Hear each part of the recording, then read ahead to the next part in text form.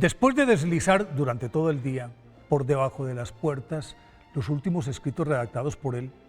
en los que pregonaba la verdadera fe y refutaba con mansedumbre y amor los postulados protestantes de los calvinistas,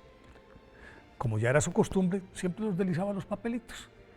El padre Francisco de Sales, entonces, después de esa ingente labor, se adentró en el bosque esa noche decembrina de 1594 y se acomodó entre las estrías de la raíz de un árbol frondoso para resguardarse un poco del frío. Comenzó a orar fervorosamente, mas vencido por el cansancio, se sumió en un ligero sueño que al cabo de unos minutos fue interrumpido por los aullidos de una manada de lobos e inmediatamente se incorporó y trató de treparse, pero mientras más lo intentaba, más resbaladizo se tornaba el tronco recubierto de nieve, y cuando la jauría estaba a punto de abalanzarse sobre él, retrocedió atemorizada y se alejó gañendo. Entonces el padre Francisco de Sales pudo subir sin apuros, se amarró con su cinto a una robusta rama y allí permaneció el resto de la noche dándole gracias a Dios.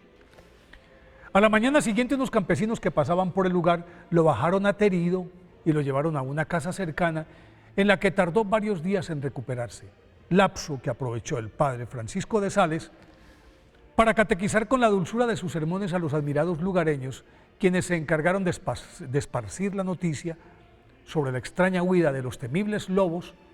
y encomiar la inigualable bondad del santo, rumor que le abrió todas las puertas. Y así logró la conversión masiva de los reticentes labradores calvinistas de toda la región de Chablais, en Francia. Francisco Buenaventura de Sales, nacido el 21 de agosto de 1567, en el castillo de Sales en Saboya, tomado de la mano de su madre, desarrolló desde muy temprano una profunda devoción a la Santísima Virgen, lo que de hecho fortaleció su precoz vocación religiosa, pero como su padre esperaba que mantuviera el prestigio de la familia en la administración pública, lo envió a París, en donde adelantó su instrucción básica en el colegio jesuita. De allí pasó a la Universidad de Padua, en la que se doctoró en Derecho Canónico y en Derecho Civil. A la par y discretamente se graduó en Teología y perfeccionó sus conocimientos sobre los escritos de Santo Tomás de Aquino y de San Agustín. Aunque con esa formación ya era apto para ser ordenado sacerdote, retornó a la casa paterna, acató la voluntad de su progenitor y durante algún tiempo ejerció su profesión de abogado, pero se negó a aceptar el cargo de senador y rechazó un ventajoso matrimonio que su padre le había arreglado. En cambio, accedió a la dignidad de deán de la Catedral de Chambéry, nombramiento que significaba tácitamente su ingreso oficial a la vida religiosa, decisión que su padre cuestionó,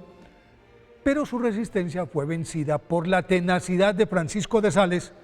quien poco después, en 1593, recibió la unción sacerdotal. Desde ese momento San Francisco de Sales comenzó a destacarse como un profundo orador que con el imán de sus palabras sencillas atraía a los diferentes y redondeaba la faena con la mansedumbre, dulzura y humildad de su personalidad. Jamás juzgaba a nadie,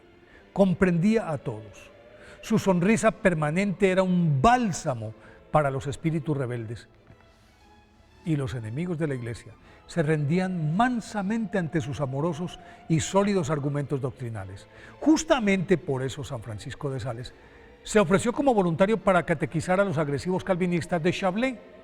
quienes en principio no solo lo rechazaron, sino que en 2 ocasiones intentaron asesinarlo, en vista de lo cual San Francisco de Sales se dedicó a escribir las afectuosas exhortaciones, las que deslizaba bajo los pórticos de las casas. Fue en esa época en la que se salvó de los lobos. Poco a poco las puertas se abrieron y terminó convirtiendo a todos los habitantes de ese territorio, labor que aprovechó el obispo Garnier para nombrarlo su coadjutor, y tras la muerte de este, San Francisco de Sales fue elegido obispo de Ginebra. A pesar de que esa ciudad estaba dominada por los calvinistas, se las arregló para administrar, reorganizar, fortalecer su diócesis, socorrer a los desvalidos, reverdecer la fe de sus sacerdotes y recuperar a los fieles perdidos en la herejía. En ese periodo, San Francisco de Sales conoció a la baronesa viuda Santa Juana de Chantal, a la que orientó como su director espiritual, e indujo a la fundación de la Orden de la Visitación. Esa labor apostólica la reforzaba con una austera vida de oración, ayuno, meditación, y escribía constantemente textos que paulatinamente fueron ensamblando una portentosa obra en la que se destacan Controversias, que es una recopilación de los folletos con los que combatía doctrinalmente a los calvinistas y que metía bajo las puertas de Chablé. Coloquios espirituales, que es una compilación de las charlas que San Francisco de Sales dictaba a las religiosas de la Visitación. Introducción a la vida devota, también conocida como Cartas a Filotea, un compendio de la correspondencia que sostuvo con su prima política, la señora de Charmois. Luego escribió el Tratado del Amor de Dios, considerada su obra maestra, y que a decir del Papa Benedicto XVI es toda una suma, lo que llaman pues el estudio profundo de la teología. A más de esta admirable producción, dejó una valiosa colección de sermones y cartas apostólicas, pero no le alcanzó el tiempo para redondear su pensamiento, porque la muerte sorprendió a San Francisco de Sales a los 55 años, el 18 de diciembre de 1622. Fue canonizado en 1665 por el Papa Alejandro VII, declarado doctor de la Iglesia por el Papa Pío IX en 1877, y desde que San Juan Bosco le consagró su obra,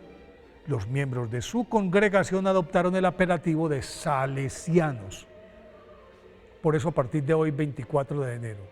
día de la festividad de San Francisco de Sales,